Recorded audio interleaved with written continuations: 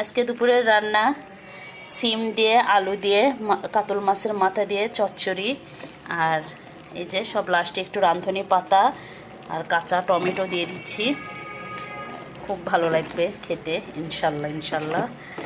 তো যাই হোক, এই আমার আজকে দুপুরের রান্নাবাড়ি। আর এখানে মুরগির মাংস রান্না বসিয়েছি, মানে এখন আপাতত কষাই।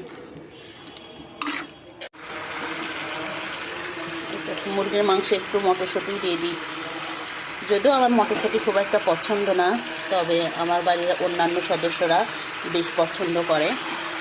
আর শীতের দিনে এরকম মটরশুঁটি নতুন আলু দিয়ে মুরগির মাংসের কষানি কিন্তু বেশ ভালো লাগে।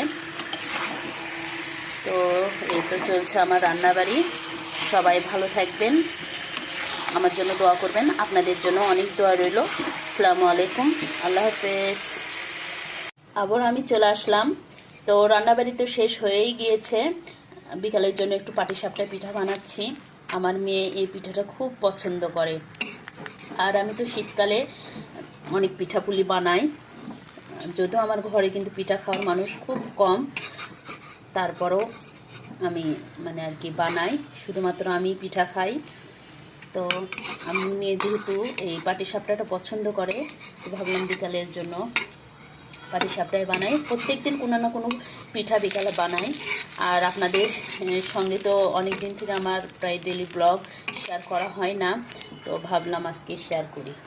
তো এই তো এখানে কয়েকটা বানাইছি পাটিসাপটা, আর বানাতে বানাতে প্রায় আমাদের খাওয়াও চলছে। তো সবাই ভালো থাকবেন, আল্লাহ হাফেজ।